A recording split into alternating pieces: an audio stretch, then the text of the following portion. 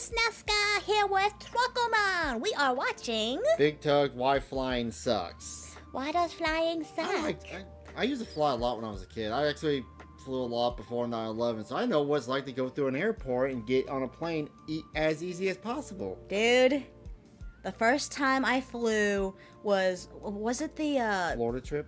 Was it Florida or was it your trucking thing? No, it was Florida. It was Florida that was the first one? Because we still had to wear masks on the plane. Oh, right.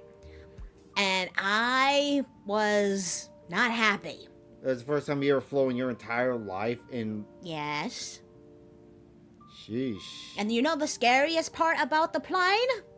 What? When you need to use the restroom. The restroom is scary as fuck. I like how you freaked out when we landed in Orlando and you're like, oh god, this is really hard landing. Yeah, the whole thing, I did not enjoy the experience at all. Flying, no. No. I like how we first backed the plane up and you're like, are we supposed to be going backwards? Yeah, I was scared. I didn't know what was going on. Well, how the fuck's the plane supposed to go? I don't know. Like you said in the last video, use common sense. Where the fuck's the plane supposed to go? Through the damn airport? Good point, but I don't know. I never been on a plane. I didn't know what it was gonna do. Anyway. ExtraTug.com for exclusive content that YouTube won't let me post, and also a bunch of perks you have to see to believe. Alright, you saw the title of this video. You know, one frame in what the next 20 minutes are gonna be like. Oh, Big Tugg's gonna rip on air travel for the next 10 to 20 minutes, an art form that Seinfeld has cemented and perfected back in 1992. Yeah, What's the deal with airline food? Oh, yeah. it's a little lazy, but hear me out. Let me talk it out real quick. Traveling by plane is a constantly evolving landscape. Every time you get on a plane, it's different from the last time you got on a plane. And when I say evolving, I don't know if that's the correct word because it has done nothing but taken backward steps for the last 25 years. I just don't understand how humans harness the power of flight, something that we as a species have been dreaming of for hundreds of thousands of years, and then almost immediately turned it into one of the worst experiences you can go through. But it wasn't always. Well, they made it corporatized, that's why. That fucker's not real. That fucker's not real. Oh god, that lady. She was on something. Ooh. Like this, we used to have dignity when we put shit in the sky. The roots of flying are ancient, dating back to at least 200 BCE when a Chinese general flew a kite over the walls of a city he was attacking. So, you know, he wasn't flying, but he harnessed the power of wind, which is like 90% of the battle. By the 13th century, kites spread across Asia into the Middle East. Venetian explorer Marco Polo wrote about them in the late 13th century, and soon they spread across through Europe. Everyone was just champing at a bit to get a taste of that sweet, sweet kiting. The earliest kites were not what you'd think. They were actually made of wood and mimicked the shape of birds, which, I don't know about you guys, but have you ever thrown wood into the air? It comes back down really fast, so I don't know how they... Well, maybe they must have been very windy. Or they use bamboo. Bamboo's pretty light. Yeah, true. Bamboo's not wood.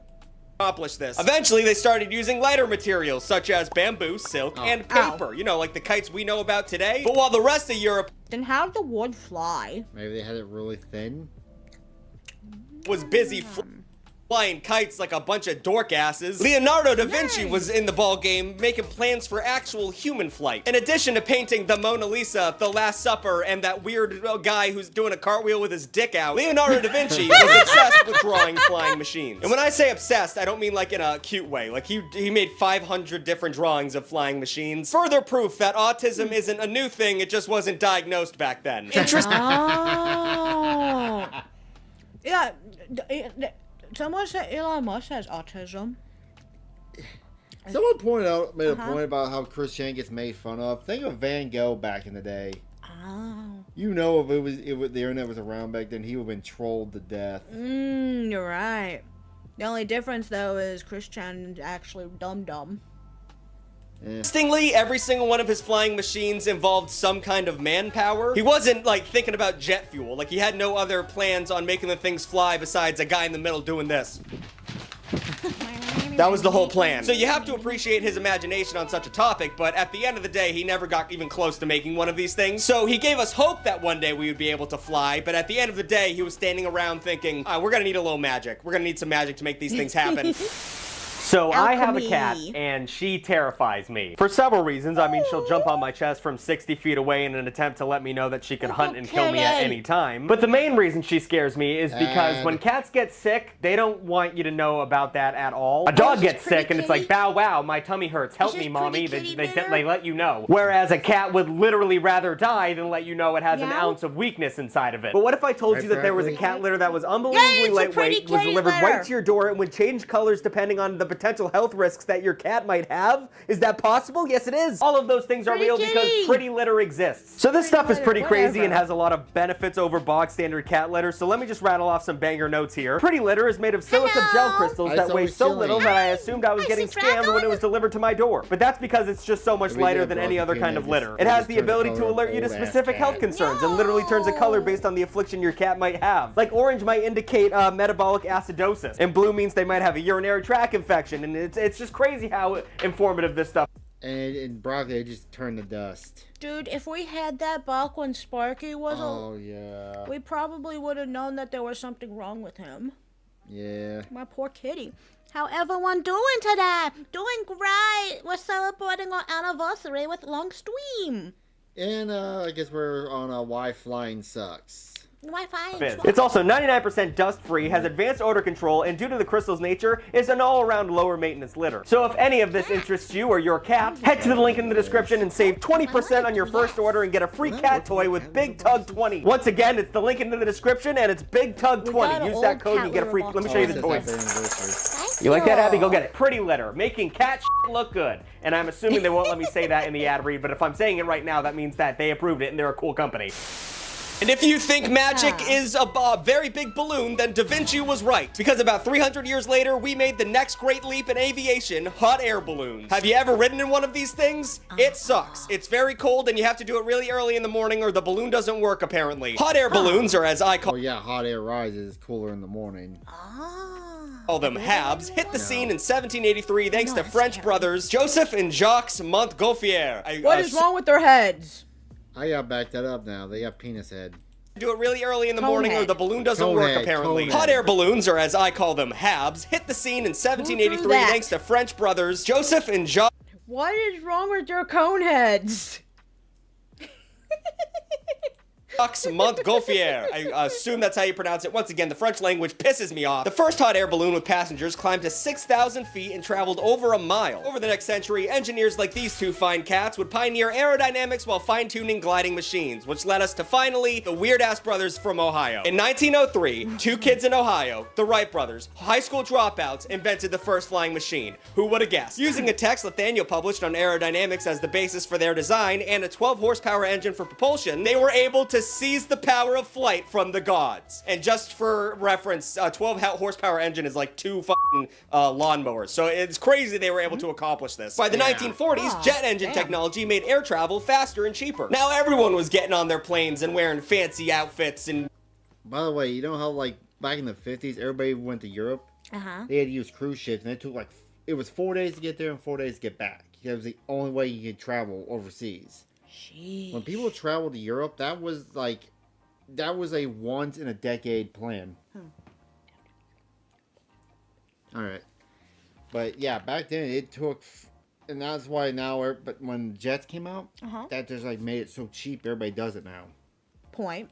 Wearing big hats and shit. It's like going to church. But much like the Gritty, when everyone starts doing something, it starts to suck. Commercial flying was loud, cold, and uncomfortable, and the planes weren't pressurized, so turbulence was a common occurrence. Imagine getting on a plane, it's like a new thing, and you sit down, and the whole thing starts shaking like a bowl of jelly. You would shit yourself and never fly again. But with the introduction of the Boeing 707, commercial flights became comfortable and more affordable. Known as the jet age, flying became accessible to many Americans post-World War II. And between 1955 and 1972, passenger numbers more than quadrupled. Today, flying is commonplace. Everyone's doing this shit. In 2023, over 862 million passengers flew on US commercial flights. But much like your favorite band that no one knew of, when everyone starts enjoying it, it starts to suck a lot more. Despite Oh no, is that gonna be us? Yes. I don't wanna suck.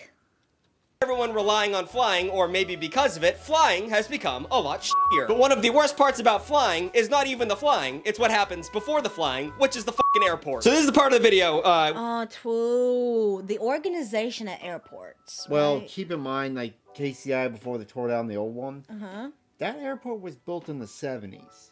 Before 9/11, they had to retrofit a lot of stuff to make it, you know, safe from terrorists. That's why a lot of airports feel weird now, because they were designed for convenience back then before security. Right. Whereas these newer airports that were designed for security, they could do the convenience and the security at the same time. where I have a bunch of paper here, and it's all about bitching about flying. So if that's what you came for, get excited. If it's not, you can click off now. The airport is the poop appetizer for the entire dish that is traveling by plane. It's crazy that the airlines charge you so much to buy a ticket, because it seems like everything the airport is doing is trying to make you miss your flight. I mean, first of all, the airport's always wicked far away from wherever you are. No matter where you are, if you're in a big city, the airport is 90 miles that way. And I understand it has to be further. Well, yeah, you don't put an airport. Oh, yeah. You wouldn't want it to be living next to an airport, right? Yeah, so it's always kind of out in the far part of the, at least newer airports. Further away from a city so you can build, you know, long runways or whatever the but at one point you're just being dicks. Like the Denver airport, the largest airport in America, is... I drive by this when I go to Denver. I drive by this. I can see it from the highway. It is literally out in the middle of fucking nowhere. Is it made up of a bunch of tents? Yeah, it's a giant, like, it's a long... Oh, did we go in that? No, we never went to Denver. Oh, what am I thinking of? You're thinking of... What are you thinking of? Oh. Anyway. 26 miles away from Denver. Have you seen Denver? There's nothing going on there. It's like a little city. You just build it a little bit closer. So I've spent all of this time complaining about getting to the airport. What happens when you get there? Nothing good. So the first thing you do is you either Uber or someone gave you a ride, because God forbid you park at the airport and you spend $90,000. Then you get into the airport. Oh yeah, Dad always pays for the parking. It's like damn near $9 a day for economy parking. Wow. Yeah. And you have to print out a ticket or do something on a kiosk, and the kiosk never works. But okay, you got your ticket, you printed it out, you're all good, you're heading towards that plane, and then you have to go through TSA, and TSA has been a joke since 9/11. But up until 9/11... Yeah. I'm old enough to remember days before TSA where you just went through, you know how we go to the Kansas Speedway and it's just a basic metal detector, they pat you down, you're good to go? That's how it used to be back in the day. Oh. And now it's like you gotta give a stool sample to get through the damn security. Airport security was run by private companies and generally only required walking through a metal detector. Friends and families could even walk you to the gate, which I'm glad I don't have to deal with that now. That seems like such a waste of time, but they could do that if they wanted to. But now, what is going on? The blame falls on a lot of aspects, but mostly it's the underqualified workers and the uneducated people who are going through TSA. Hey guys, here's a quick tip. For any part of your life, but let's say just for the TSA, let's all act like we've done this before, okay? Lines at the TSA would be running like clockwork if it wasn't for dipshit holding up the line. Hey, do I have to take my laptop out of my backpack and take off my shoes? I don't know, have you taken a flight since 2003? Because you always have to do that every single time. And then people are constantly trying to like get through TSA with like they're like, maybe this time to be fair, yeah, if you never flown before like you, and to be fair, I hadn't flown from, that was the first time I've flown since 2008, so. Yeah, moo. Won't make me dump out my water bottle. Hey, they're always gonna make you do that. They're always gonna make you do that. And I think we need to talk a little bit more about TSA workers. Yeah, you can't bring any liquids on the plane. Oh, damn terrorists. You can't bring a Coke on the plane, but you get past the gate, then you can buy a $9 Coke. Because they did the math. Once you charge $9 for a Coke, it won't explode. That's dumb. Listen, I understand you deal with the dumbest people ever, but I walk up and you're really angry with me, where I'm like, I have everything prepared and I'm ready to go. And then you look at, step forward. Step forward. Don't be a asshole. I'd be nice to the good people and be mean to the mean people, so there's incentive. There's incentive to be not a dipshit. To be fair, yes, if you dealt with every dumb human being thousands of times a day, it would eat your soul alive. Yeah. I hate dealing with people just on a base small. Oh, someone on Kick said something. Hey, positive energy during the stream. Congratulations, I love contact. Thank you. We don't have a Discord. We're not to be connected in videos on Discord. I need it. You need to learn Discord? Yeah. I already set up an X account, so. I don't get You're mean to Discord. everyone. It doesn't matter. So, okay, you made... Hold on, I gotta say this. I had Discord at one point, but that was for Animal Crossing New Horizons. And now, since I don't play that game anymore, I see no reason for woo-woo videos. Aww, kaboo-woo. But yeah, just, I don't care. I don't talk people normally, but Alright. through TSA, and you immediately are greeted leave me alone. by millions of companies trying to sell you for no fucking reason. Just so many places trying to sell you the most overpriced bottles of water you could ever possibly imagine. Why are there, what books? What are these books they're peddling on us? Last time I was in there was a stand full of Diane Keaton's autobiography. Who's coming to the airport for that? And speaking of who's coming for that, Who buys shit at airports? Besides food. Oh, souvenirs? Even then, We bought a magnet that one time. Yeah, true. let's talk about some of the regional flair that comes with airports. Every airport has a unique vibe to it that really sells you on the city you landed at or are leaving from. Some airports try to remind you of the city themselves, like the Las Vegas airport has a bunch of slot machines everywhere, but that... Swap machines. Serious? Oh my god. That sounds fun. What was it we went to India? It had it had a race car in the damn airport. Oh, it did. Texas. I landed at Love's Airport once. It had. I remember when I saw Whataburger, and that's before they had them up here. I was like, yeah, I'm in Texas. Whataburger. What are airports we landed at? Chicago. They had bulletproof vest. I'm remembering the Washington D.C. one. Oh yeah, that one. That's the one where we bought the magnet. I don't think that's less of decoration and more of just trying to get gambling addicts at every step of the way. The Seattle airport is still obsessed with the grunge mentality that was popular for 3 weeks. Apparently, the record label that put out Nirvana's first record, Sub Pop, has their own store in the terminal. And you can buy vinyl records at the airport, which is cool but stupid at the same time. Then when you go to, like, I don't know, like the O'Hare airport, they'll sell you a Chicago dog and you get some Garrett's popcorn because you're a fucking tourist. And then there's the Denver International Airport. And my brother lives in Denver. I've been to Denver. What are they doing at that airport? I don't know what they're trying to do there. The Denver airport is the center of a lot of conspiracies weird. about the occult because there is so much fucking weird art hanging around there that it is fucking... What is going on in that art? I see a buffalo. Buffalo head coming out of a tree. To be fair, Denver was the first state that got weed, so it was probably what Got a happened. girl who's trapping a penguin on a square prism. She put him in the Gojo cube. There's a whale back here. There's a Laboon! there's a kid trippy. Yeah, this is what happens. So it's hugging the squirrel. This was the first state to legalize weed, so that's what happened. They trapped a bird over there in another Gojo cube. There's someone buried. Oh, it's a reference to Snow White. It's a child, Scary. though. Yeah. There's like murals about creepy. the end of the... What the fuck is that? The hell? Gay Nazis? Is that a gay Nazi? I'm more freaking out about the weeping mom and the dead kid.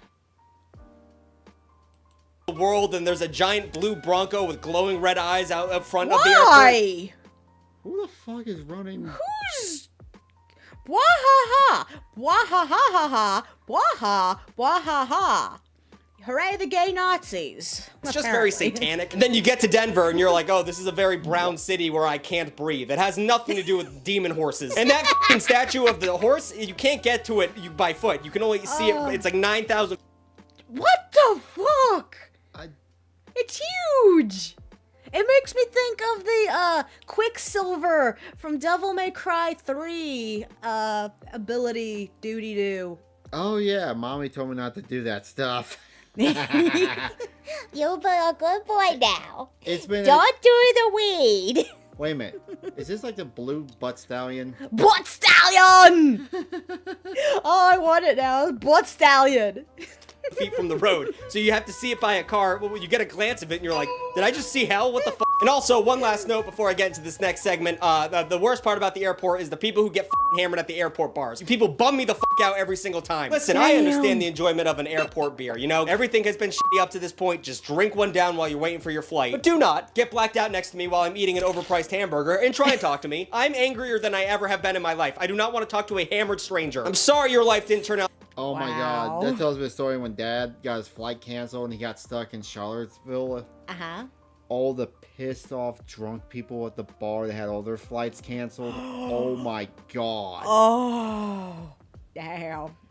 The way you wanted it to, and now you're going on a flight for work for something you don't give a shit about, but don't make that my problem. Keep drinking your IPAs and shut the fuck up. But now it's time to board the plane. We have not figured out how to board a plane as Americans. It depends on what airline you're on, where they go board by group, creepy. and you're like, I'm in the A group. Well, joke's on you. The Key and Peele skit, there's 90 people joining before the A group. Or you're flying Southwest, and everyone is given a number. Have you flown Southwest? It is it's a gauntlet. Everyone's given a number. I love Southwest. It's like the bus, it's like the Greyhound bus of the skies. And then there's these signs that say like between 5 and 10, 10 and 15, whatever, and you have to I can figure that shit out. Why can't you?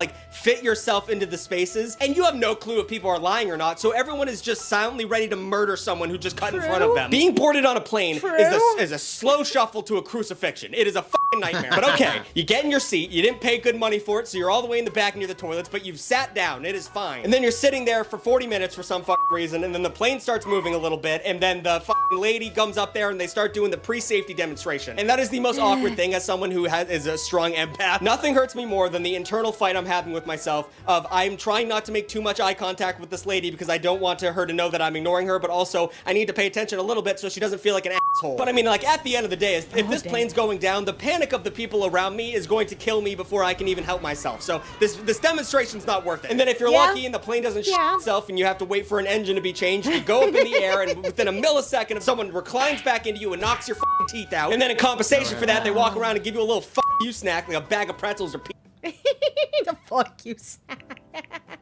Or the little bag. Oh yeah, I remember when I got snacks when I flew on the Dallas to meet up with you? And then the turbulence are bad, they never could give me a drink. They never gave you a drink?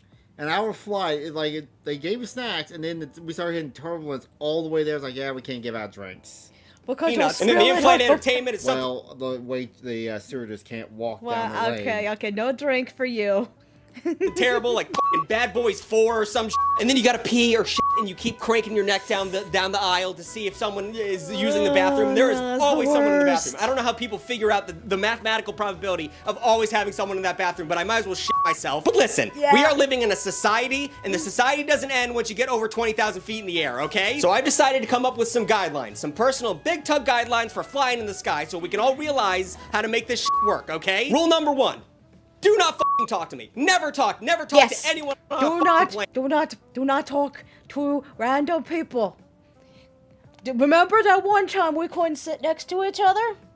Oh yeah, when was that? I don't remember. I just remember this one time I was sitting next to a lady. Unless I was still sitting next to you, but no. You know what? I always got shafted. I always had to sit next to the rando. The hell? You never liked the window seat? I like the window seat.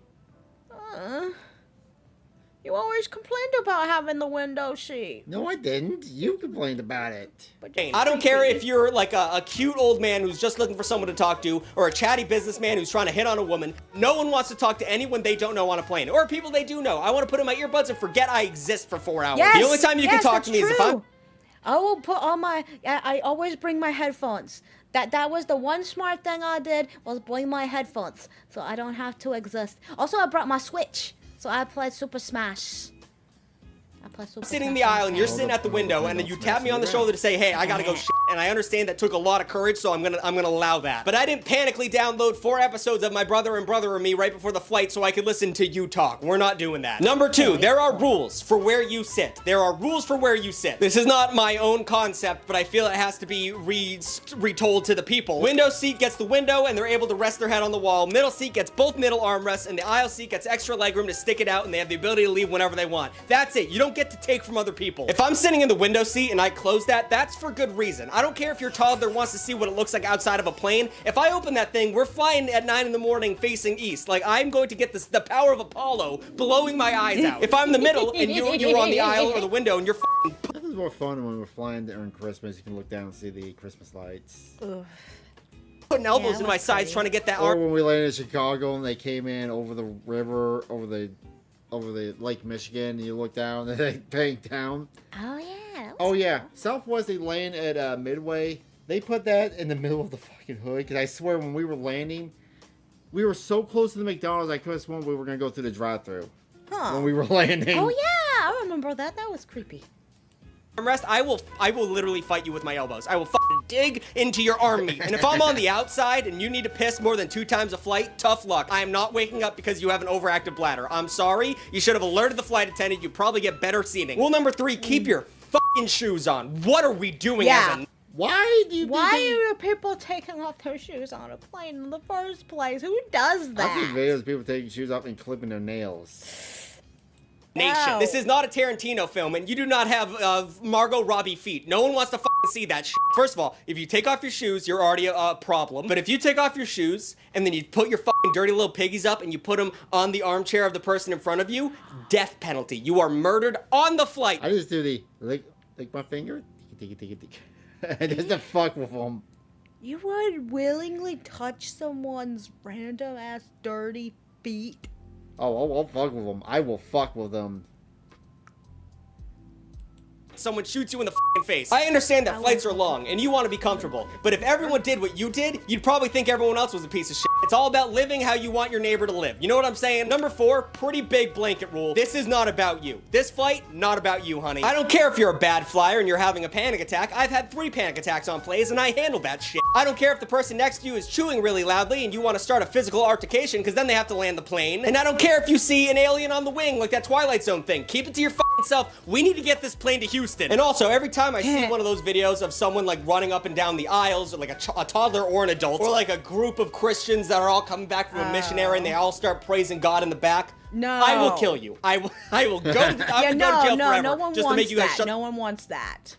the fuck All up. right, This is we not had a that class happen. field trip. Yeah, We're no. not singing Wheels on the Bus. Whatever you're dealing with in your life, keep it to yourself, keep it down, and we'll get there whenever we get there, okay? Rule number 5, and this one's a little bit more anarchist and it goes against my ethos, but you are allowed to use the rich person bathroom. The first class bathroom, tear off that curtain and go take a shit. There's gonna be a flight attendant trying to stop you, but if you look panicked enough, they will let you take a dump in that bathroom. You're telling me the only thing stopping What was the story of the lady who was in the back and had to use the bathroom and she spread the diarrhea all the way to the front of the plane? There was a meat can Oh, yeah, that. the poopy pigeon. Uh, And it's a sealed is our tube. chat not working on our Yeah, I video? know. I gotta figure out something. I don't know why it's not working. us from class Random warfare box is there, I a just realized delicately that. dangling curtain. I'm Fuck sad. you. And the way those people look at you when you're getting on the plane and they just look up at you like, ugh, filth, back of the plane for you. Like, fuck you, we're coming for you too. Rule number 6, don't be an asshole about reclining your seat. You can recline your seat barely. They give you the option and I understand that. It makes me very angry, but you can do it. But there's a system to it. You slowly do it. You let it back easily because I have a drink on my little stand and if you do that, it's gonna fly into my lap and then I'm gonna reach around and rip your lips off. But just don't do it. Is it worth it? Is it worth it to recline your chair 2 inches? Is it really worth it? Because it just makes you an asshole, and then it creates a domino effect. Because I have to recline my chair because you reclined your chair. And now everyone's reclined, so it doesn't make it. You don't get a benefit. Whatever. Don't Yeah, recline that your is chair. kinda And last but dumb. not least, and definitely not least, because this is my biggest pet peeve, there is an order to get off the plane. If the plane lands and the thing goes, Everybody's always got that first guy's gotta stand up. boom, boom, and everyone unclicks their seatbelt, and you run up to the front of the plane, who the are you? Do you understand how insane that is? I can smell them. I can smell the assholes coming from the back of the plane to get to the front before anyone else can because they just brought a bag and that makes them special. Getting off a plane sucks and you and I didn't pay for first class, but you know what I did? I checked in the moment they let me and you didn't. You took your time, so you have to wait. Sorry. And it's always an old person. It's never a young, it's always a 55-year-old bitch, piece of shit dude who just thinks he's because he served in whatever, Desert Storm. Whatever, that wasn't a good analogy, but you know what I'm saying. All right, I think that's enough. Jesus Christ. I was gonna talk about how airlines are evil and how they have fucked us over since day one, but like, maybe I should. And also, let's talk about buying a ticket. Let's talk about, I'm off script right now, baby. I'm fucking going. First of all, when you buy a ticket on the internet, you have to clear your cookie. Round trip. Why are they so expensive? They don't even take care of the planes. At least at one airport. What is it? Where's he flying? It's because they know you're looking for EWR LAX, 4 hour tickets, nonstop and they flight. raise That's the cross country. That's pretty price every time you go to the website. If you don't clear your cookies and you save $100 because they know you're desperate. It's fucking crazy. God forbid you buy a ticket around Christmas time, and it's not because there's more people buying tickets than what it actually is, but it's not like there's less planes, you know? Make the ticket the same price, you're fucking gouging me. And the government had to step in recently because all the fucking fees, they had to say, hey, you're telling me you're canceling flights and not giving refunds? You're telling me you're making... that shit needs to be... Yeah, that's the shitty part. That's sue worthy. People wait for 4 hours to get on a flight and not giving them a partial credit. What are you doing? Then you got to pay for bag fees, and you got to pay for being fat now, and you got to do so many fucking. To be fair, I do agree. Talks. To be fair, yes. If your fat ass is into my seat and I can't sit down, yeah. Yeah, I can see that. Things that they're taking money from you from. And now they can overbook their flights. They can overbook their flights, and that part's shitty. They overbook the flight because they figure people are going to cancel, and when then they don't, and then no, because that's essentially just stealing money at that point. If you're not going to pay them back for overbooking, right? Say, hey, you know how you bought a ticket? We sold a lot more tickets than there were on the plane, so you're not going to make this one. We'll see you in Colorado in 2 weeks. What do you mean? What do you mean? Okay, hold on. Let me get this straight. You know exactly how many seats are on that plane and how many tickets you can sell. And you sold these tickets with a computer that can compute numbers, right? I'm not a mathematician, right? But if I had a computer selling tickets, somehow, some way I would code it out where there would be a countdown to when there was no more tickets. You didn't figure that. You didn't think about that stat. But the thing is, they do think about that stat. They do think about all of that shit. They just don't fucking care. They can screw you out of money because they know you have no other option. And mostly that's because this country is so goddamn big that the only way to even get close to traveling across the country is using a plane. But Jesus Christ, it is all just falling. Drive 24 hours. What is it when we go? 16. 16. When we went to Virginia. When we go back to Florida, we're gonna be doing like 20. You're gonna die. Oh, of course, we're stopping halfway. The right? shit. It is so bad.